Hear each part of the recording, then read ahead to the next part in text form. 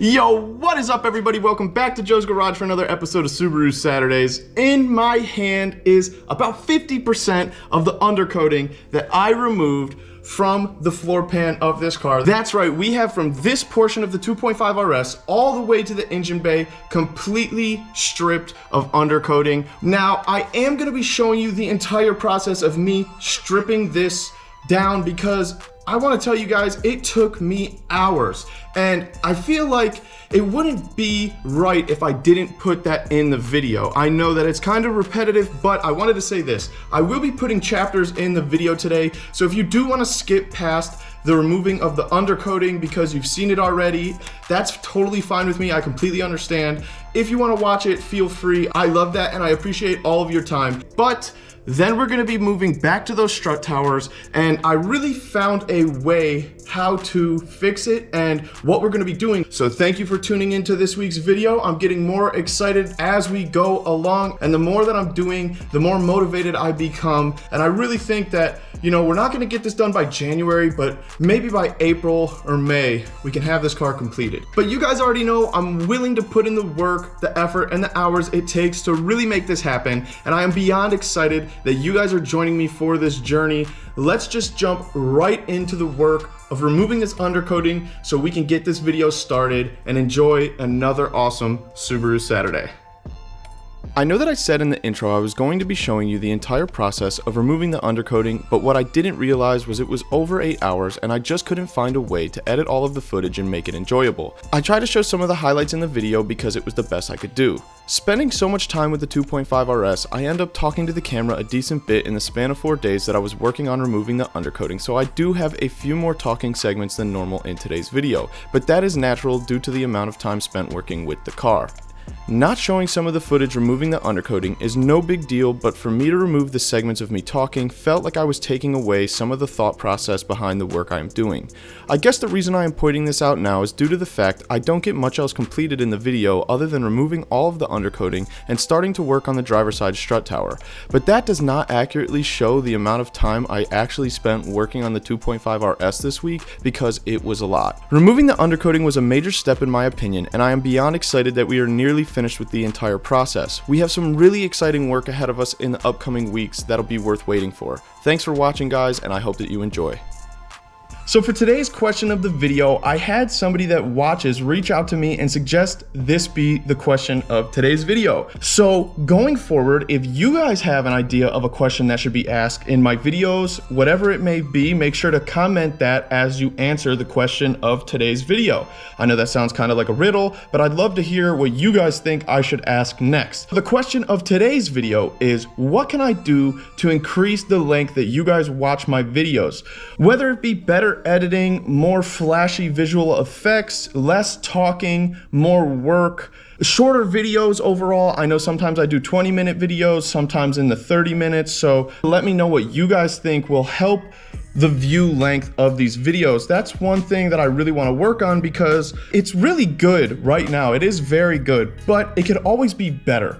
Let's say I shoot for maybe 50% on this video of view duration of all views. That would be totally incredible. We're sitting right around 35 to 40%. So if we got a 10% boost, that'd be so awesome. Make sure to let me know in the comment section below. I'd love to hear what you guys have to say. If you haven't already, make sure to give me a thumbs up because that helps push this video to a wider audience. And if you're new to my channel, make sure to hit subscribe. I'd love for you guys to follow this journey with me. Every Saturday, I post another video about the 2.5RS, and we're gonna continuously do this until the car is finished. So if you're already subscribed to me, thank you so much. If you're new, smash that sub button right now, and let's just jump right back into today's video.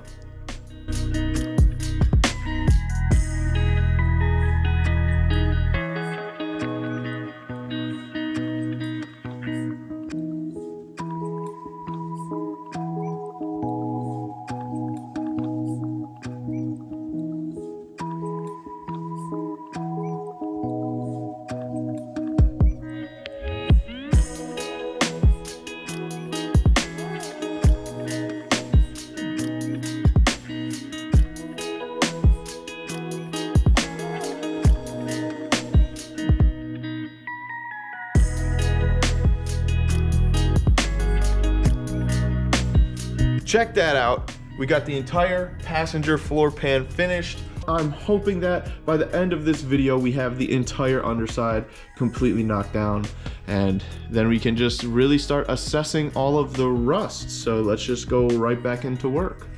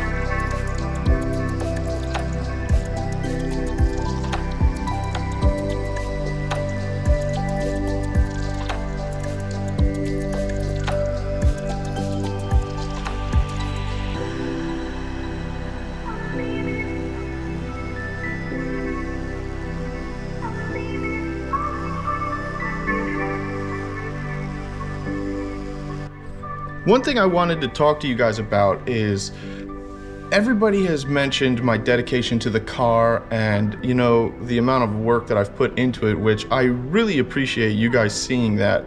It's super special just because, you know, I am putting a lot of time into the car, and something I wish I would have done earlier was log all of the hours that I've put with the car. You know, I've spent many late nights or early mornings from like 11 till 2 in the morning, or, you know, let's say today I got here around 9:30. I'll be here till maybe like 4 o'clock, maybe 3:30, because my kids will get home from school and I want to be home when they are. But my point is, I really wish I would have clocked all my hours so we could have said, hey, look, I have 1,000 hours into this car, which it sounds crazy, but you know, who knows what the total would have been. I know it'll be in the hundreds, not 1,000. And another thing is count the dollars I've put into the car. So far, it's very minimal. You know, sandblasting, abrasive, the radiator core support, and the encapsulator, seam sealer, stuff like that. I mean, I bet you we're only in the hundreds range, maybe like 150, 200 tops. By the end of the build, I expect it to be about 1,000. But for the most part, I don't think I've spent too much money on the build yet. That's just another thing I would have liked to tally, so when we're completely finished, we can say, hey, look, I put, you know, $2,500 into the car, I paid $600 for the car, and we have a really awesome car for, you know, let's say 3 G's, and that would be incredible. The last thing I was gonna say is I'm gonna return to this dedication thing, guys. I really put the success of my YouTube channel on this car. That might sound silly, but the thing is, guys, is that if I get this car completed, I feel like my channel can be successful. I mean, you guys have all seen that the numbers are getting more and more. Everything's growing. Videos are getting upwards to 75, almost 100 likes, many more comments than I used to in the past. And if you look at a year back, I should say, if you look at a year back, videos were getting maybe 1 thumbs up, 0 comments, under 100 views, and if there was more than 100 views, nobody really even cared because, you know, the content was just very mediocre. I do want to give a big thank you to the guys at WD, because obviously they put me on with this car and my other 2 that they have done, which that helped the channel immensely. But I will say, the amount of work that I'm putting into the RS directly reflects my success on YouTube, and I feel like if I can be successful with my car, which, guys, I already know, there's no doubt in my mind that I'm gonna have this car finished, looking very nice, and driving in the next few months. It's not gonna be January like we originally anticipated, but overall, I know that I'm gonna have no issue doing this, just because the biggest thing that I've never dealt with before is welding and the rust. So it's like, if I can do this, if I can make this car happen, I really feel like my channel will be successful. So the amount of hours that I put into the car, the amount of money, the amount of hours I put into the editing of these videos is just, it's crazy. But I just think that if I could do this, the channel will be successful. And I have so many other things that I want to do with the channel, guys. You know, we have the Challenger, we have the Spitfire, we've got my dad's Jaguar E-Type literally sitting right here. And if the apple doesn't fall far from the tree, look, that's my dad's project, and it's sitting on the rotisserie. This is a really special car, and that's something we want to get to on the channel eventually. You know, I'm not gonna document the entire build, but I'm gonna try and help him as much as I can. The RS is really the learning experience, and what else the RS brings is the channel content, which, like I said, I just really feel like if I can get this done, my channel will be successful. So that is one of the reasons why I've been so determined to just continuously work on this car. That's it, guys. That is completely it. So I really appreciate all the support. It's getting more exciting as we go, because the more I realize it's not that bad. It's really not that bad. We're gonna fix all of this rust, and then we're really just gonna be building this car. And now more than ever, I'm excited because I have an idea of how we're gonna fix this strut tower. I know how we're gonna fix the rest moving forward.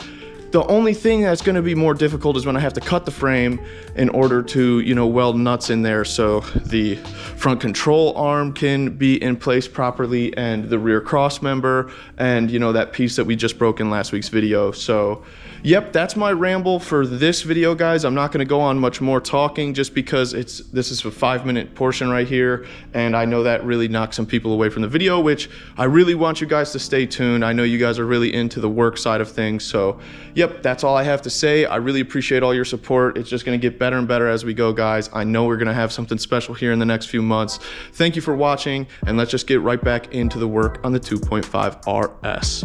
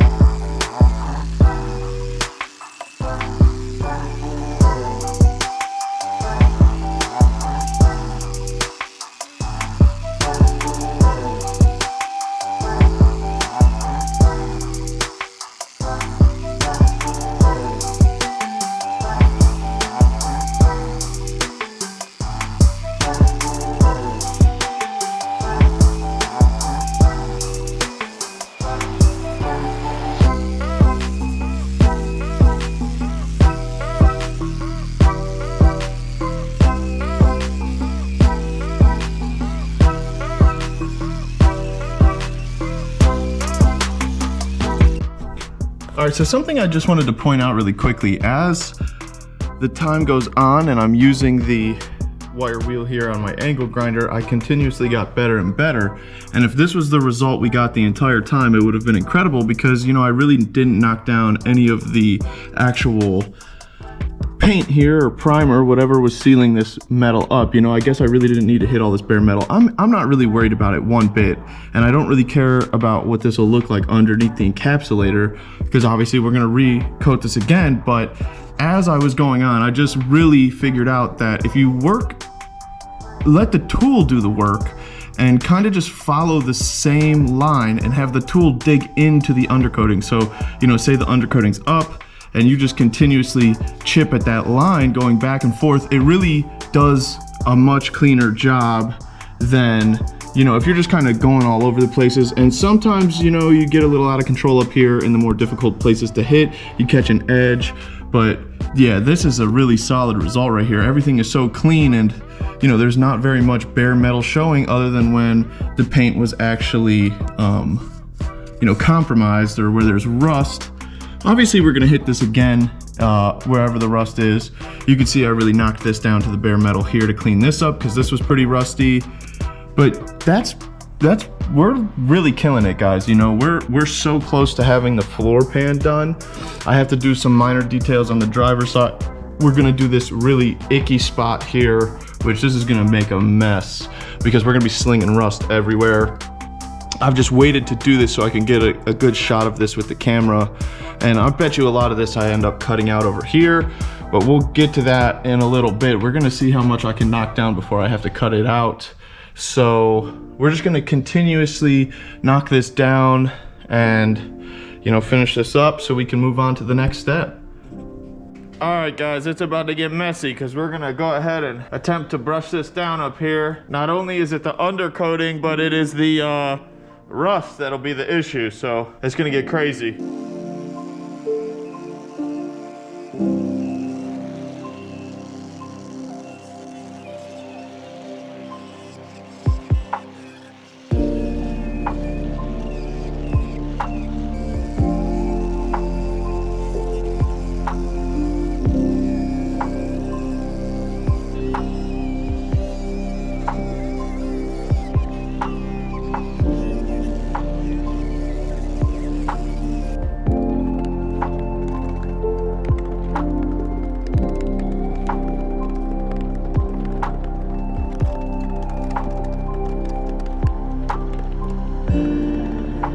All right, so I just want to show you guys a little bit of this while I'm over here.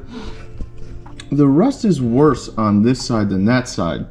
You know, this was actually all gone on the driver's side, I guess I should say, but you know, I thought this wasn't as bad. I think there is a hole here and I just went through it. So I think I do need to pull some of this interior back, because instead of me grinding this down anymore, it's really not needed, because I'll probably cut this along here and up a little bit and put in a patch panel. We're gonna clean this up here eventually too. But I just wanted to show you what I meant when I said it's worse on this side. Look here, there's just clear holes. Honestly, I don't even think this is supposed to be dented. I think that everybody was just lifting the car here and didn't even care what the results were. It would just make more sense if this was just a small indent like this side, but this is all dented here too, so it kind of matches. But my guess is that's where, excuse me guys, that's where the lift was picking it up. But this is a lot more solid over here, which is pretty shocking, because this side was worse on the floor pan. This side here on this frame rail, or just, you know, the cap for the frame, is worse. So I'm gonna end up patching this like all the way back here, all the way down with a panel. You know, I'm gonna have to cut some of this out, and that's again the reason why I stopped grinding here, because I'll probably end up just cutting this to where it's clean. And you know, you saw me hitting it with the hammer. It was putting holes right through it. So this is all got to go. We're getting there. I'm just gonna go ahead and do as much of this as possible. Now I'm just gonna kind of clean some of this stuff up. Probably won't be able to get it on camera because it's a little more difficult to get some of these nooks and crannies, but then we are gonna address the strut tower rust in this video also. So if I have to cut the undercoating short because it takes up a lot of time and I don't want to be too repetitive for you guys, we'll just go right to the strut towers and talk about what we're gonna be doing there, and that'll be how we finish this video.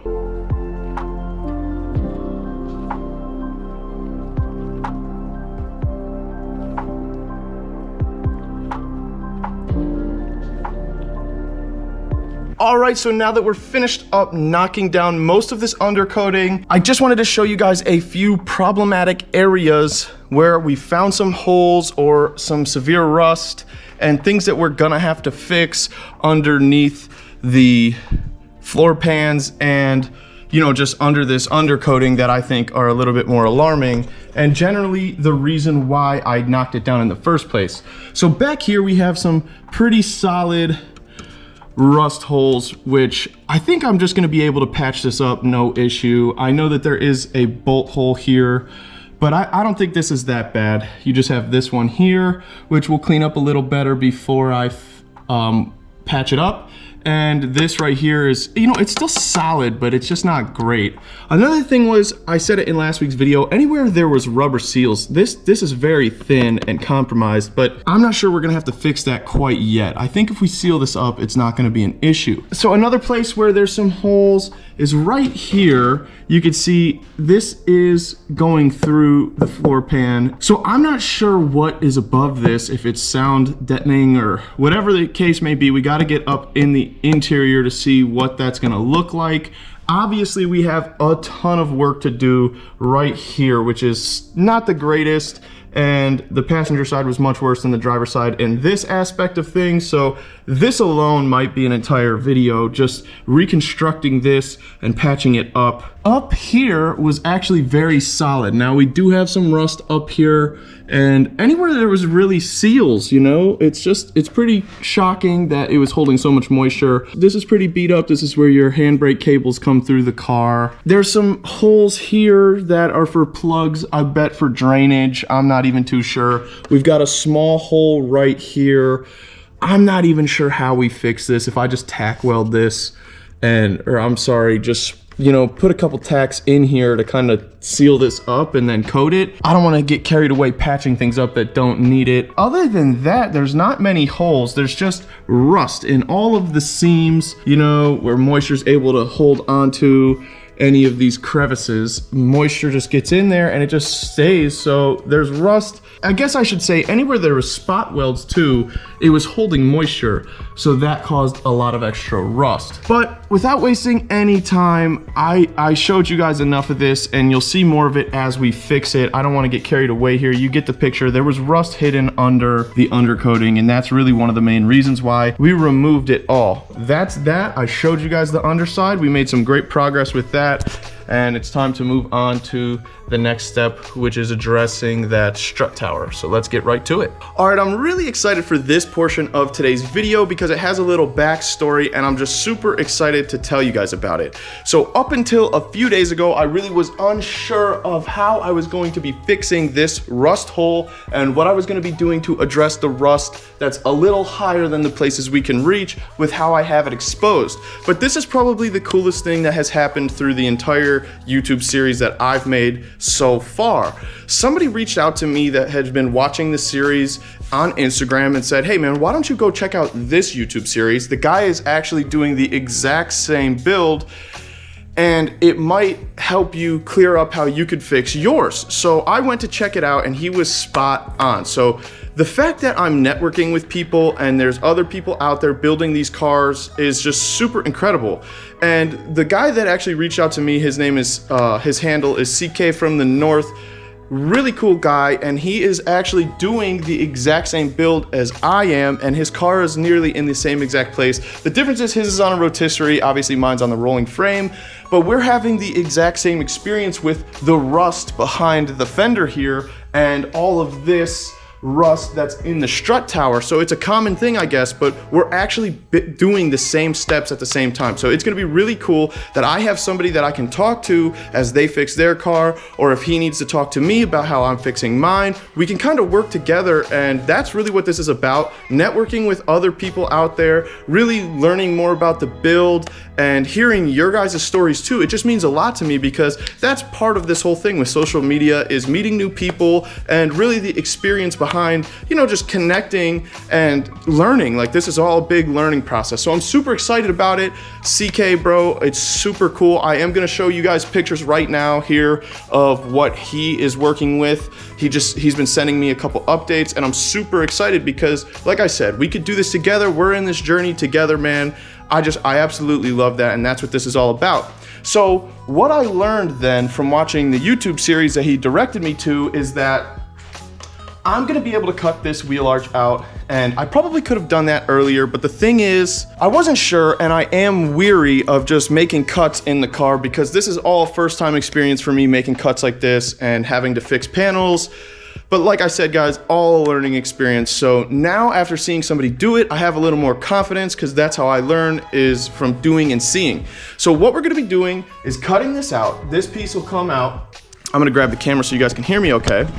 We're going to be cutting this out. You know, that's solid because this is exterior. It's not really part of the structure, I'd say. It is spot welded together, but you know, it's gonna be okay if I just make a nice clean cut as close to this side of the panel as possible. You know, this is all very solid.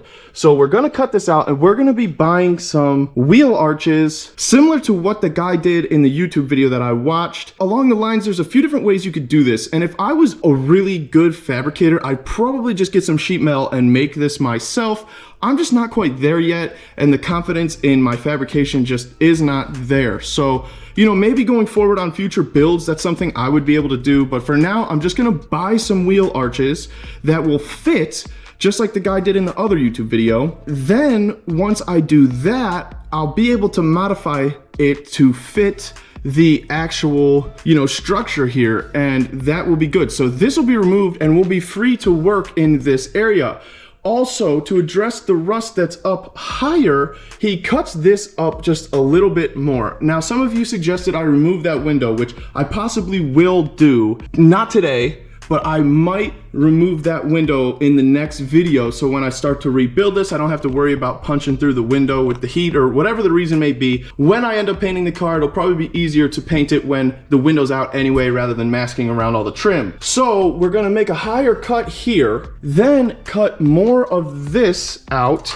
You know, this was that piece we cut last week, and I'm not too concerned about this just because it kind of reinforces the wheel arch, and I'll just remake that. And then address all of this rust that's kind of hidden up here. It's hard to see. Really, if we can get to about a couple inches higher, we're gonna be able to just knock all that down and make a solid plate across this back where it all connects, and it'll be a very solid piece. I'll make sure it's nice and clean. We'll weld it to this part all the way across, and then we'll attach the wheel arch and then build this piece back onto the wheel arch. And if I could even do it all in one, say I make this plate onto the wheel arch, we possibly will. So I have a really good idea of what we're gonna be doing here. For this week's video, I'm going to be cutting this out. I am no longer so worried about it just because I've watched somebody do it now. And yes, he did the wide body kit and had, you know, wider fenders, but I don't think it's gonna be an issue because if I need to make it the wheel arches that I am gonna end up buying smaller, I can just slice them and,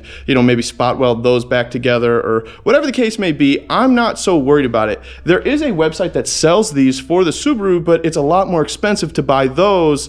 And for me to have to cut those up, it would actually, you know, tear me apart because, you know, I don't want to spend so much money and then end up cutting it up is what I need to say. So I'm gonna end up buying the cheaper stuff. It's great metal, but it's just not made for the Subaru, and then just making my own wheel arch out of that because I've seen it done. And that's how we're gonna be fixing this. So now I'm gonna be done talking. We're gonna cut this out and get a really good look at what that rust looks like and cap this video off. thank you guys for listening and letting me discuss with you how I'm gonna be fixing this. I'm excited to do it. Once that's fixed, once the rockers are fixed, and once all of those patch panels underneath are fixed, the car is gonna be rust-free. And that was a major goal on the list. Rust-free, guys. The car will be rust-free. It's gonna be insane. And I'm gonna undercoat everything before I seal it up, or, you know, capsulate everything that's exposed, then close it up and do the exterior panels too so it never rusts again. All right, let's just get right to work. I'm gonna grab the cutoff wheel and start knocking that wheel arch down, get a better idea of how it's gonna look in the end.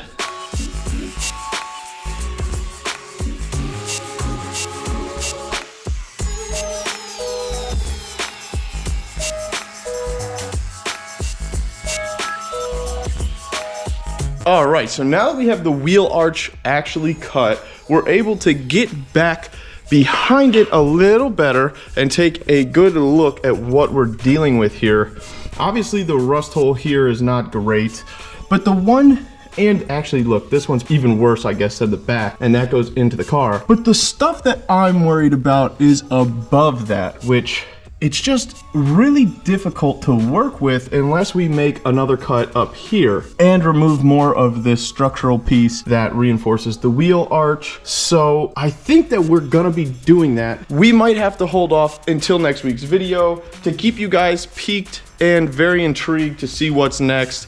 I'm gonna go ahead and knock some of this down with my wire wheel really quickly. Now that we are able to get everywhere in here without having to make some crazy reach, I'll have no issue knocking the rest of this undercoating down and some of this rust. So I'm gonna set the camera back up, we're gonna knock this down, see how it looks, and then we'll go from there.